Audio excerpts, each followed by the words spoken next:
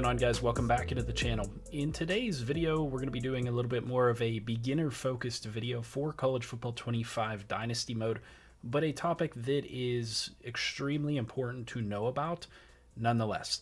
If you are a beginner or if you're experienced and you haven't put too much stock into skill caps, this video is definitely worthwhile for you guys to view so that you can get a little bit of an understanding of what's going on with skill caps and what people are talking about whenever they say a player is capped. So all players within this game are going to come in with some type of skill cap. It doesn't matter whether you're bringing in 5-star recruits.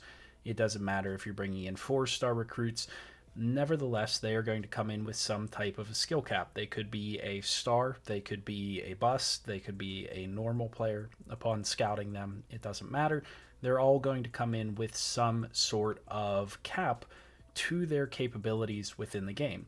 And the way that you see that is by going to your roster and pressing triangle on a player and bringing up that player's player card.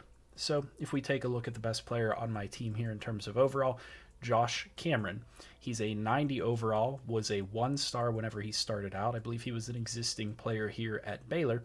You will see that there are some grayed out little areas on this player's ratings that are preventing him from buying into or purchasing those upgrades that would allow him to kind of max out those ratings. So as you can see on route running, there is one grayed out spot with a line through it. Hands, there's one. IQ, there's 2. Power, there's 1. Blocking, there's 1.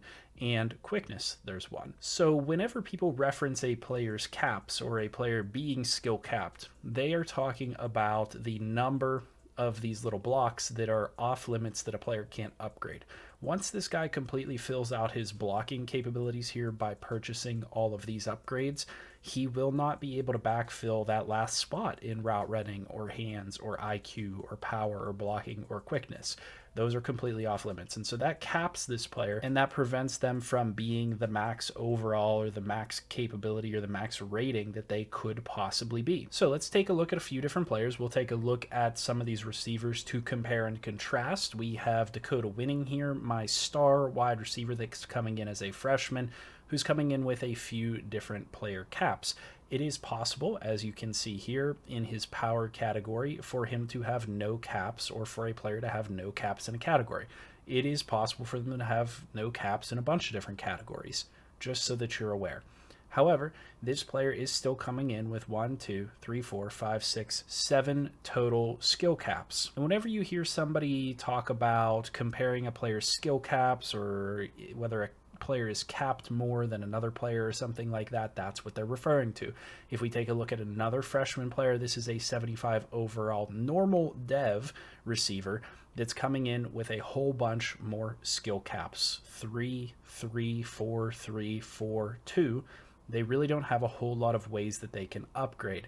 And so right off the bat, we can draw a couple of comparisons between those players. Outside of their existing ratings, outside of their existing capabilities, we can draw the comparison that number one, higher dev players that have impact, star, elite dev, those players are going to have progressively less skill caps. Elite players are going to come in with the least number of skill caps on average. Star players come in with very few skill caps. Impact players will be a little bit more in the middle compared to what we're looking at right here. And then normal players typically come in with quite a few skill caps. So even if they come in as a high overall, such as this receiver, they're typically going to be capped out and they're not going to be able to upgrade too much to make them a better player. That is a stark difference between the different devs within this game. We could take a look at another player here that is a 75 coming in as an impact player. And you can see here, he has not quite as few skill caps as the star dev receiver, but not quite as many as the normal dev receiver, coming in with 2, 2, 2, 2, 4, 2. That's not too bad, and you can work with that. So that emphasizes, number one, why it is super important for you to get the best devs possible when you're recruiting, and that's why it's super important to recruit high-end 5 stars and 4 stars whenever possible. And if you can't get the highest end players on those lists, you can then focus on trying to find star, 4-star players, maybe some 3-star players, depending on what school you are and what type of recruiting you are capable of. It is also very important, if you want to be really successful in developing a good team, for you to come in here and determine which players have the fewest skill caps and determine who needs to start, because starting players early on results in them progressing quicker. It's going to result in them reaching their full potential quicker.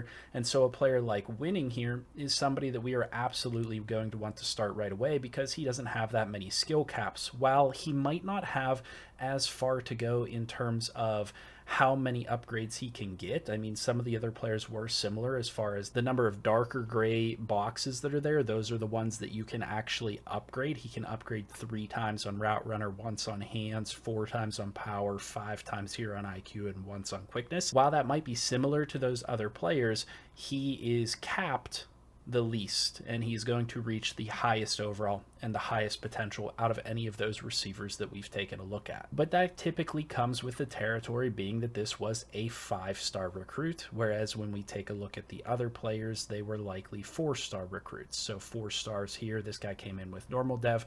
A lot of 5 stars are going to come in with star and elite dev. Another 4-star here that came in with that impact dev. Now we have another player that we can take a look at here at this position as well with D Imperio, and he comes in as a 67 overall normal dev player, and you can see that he has a whole bunch of skill caps here on him as well. And then just to show you an example of an elite dev player, my quarterback freshman that's coming in has 3 caps on power, 0, 1, 1, 1, 0. So he has multiple categories that are uncapped. He has one category that is capped significantly and a couple of categories that are capped but not too significantly. And that's going to lead me into the next point of discussion, and probably the most important point of discussion is, well, number one, you want to see who's not capped, who has the most number of those caps that is preventing them from reaching a higher overall and a higher potential. What you really then also want to compare, if you're looking between players, is who is capped in the most important areas. So while I could have an elite dev player on my hands and they don't have a whole lot of caps, they could be capped in a rather significant area like this quarterback. This quarterback is capped 3 times in his power category. Now that could impact him majorly if his throw power wasn't already pretty solid. 92 throw power is pretty solid, but it's possible for him to come in completely capped out at his power category. Maybe he has better trucking or strength or stiff arm or jumping or whatever it is, and his throw power is a little bit lower. Maybe it's into the 80s, and that's a little bit less serviceable at quarterback.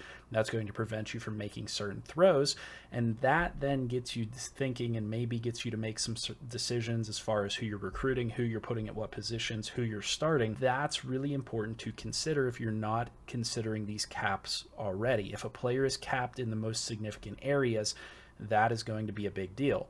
So you have to look at each position, because you have all of these different areas, but not all of these areas are that important. For a quarterback, their quickness may or may not be important at all to you. Their health category, probably not all that important to you. Their IQ category may or may not be that important to you. Awareness doesn't affect a whole lot. It does impact certain algorithms. Play action does impact certain things, but really, for a quarterback, as an example, if their accuracy is capped significantly or their power is capped significantly, that could prevent even an elite dev player that doesn't have a whole lot of caps elsewhere from being a starter or being the long-term solution for you. And so when we take a look at a player like Dakota Winning here, there are some potential concerns. His hands are capped after one more upgrade. That could unfortunately prevent us from getting some pretty important ratings. His catching is currently only an 82. His spec catch is a 90. His catch in traffic is an 83. So he's not going to be the best player at going up and getting contested catches and those types of things with that 83 catch in traffic. And he might not be the most consistent at catching the football with that 82 catching.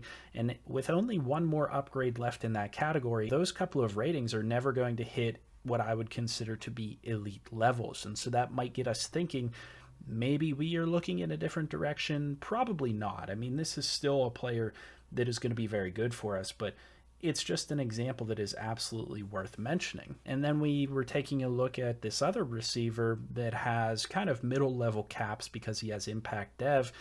Well, he has 95 speed, but he's only got 88 acceleration. He's only got 80 stamina. Those things could hold him back incredibly despite that 95 speed.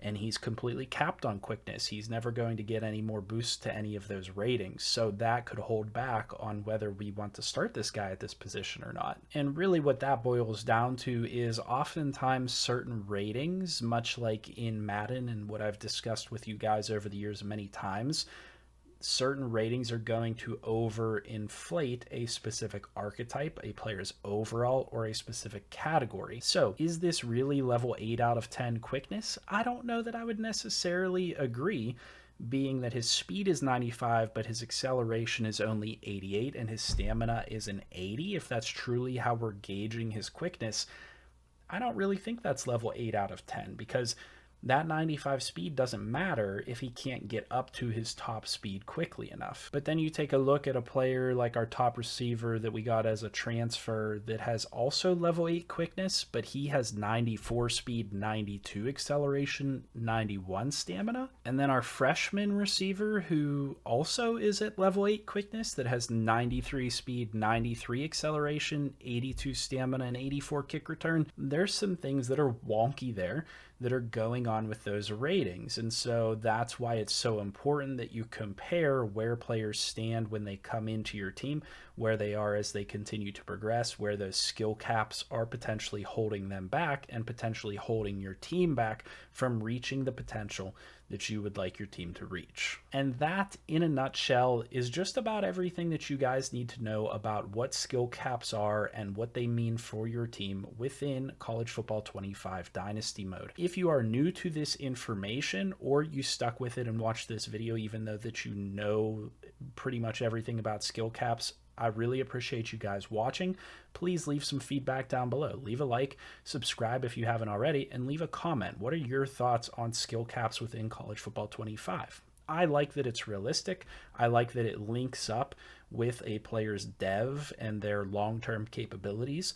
I would like to have a little bit more control over potentially unlocking some of those things and potentially punching above my weight class and excelling beyond potentially skill caps. I know that that could borderline on not being realistic or become not realistic, but I think that's part of what's fun for doing franchises in Dynasty mode, is taking players, taking teams that wouldn't necessarily always be the Super Bowl contender or the national championship contender, and punch above your weight class and do better with them and improve upon them and make them better than they really are. But you guys tell me what you guys think down in the comments section below. As always, I'll see you guys in the next video, and I hope you have a good one.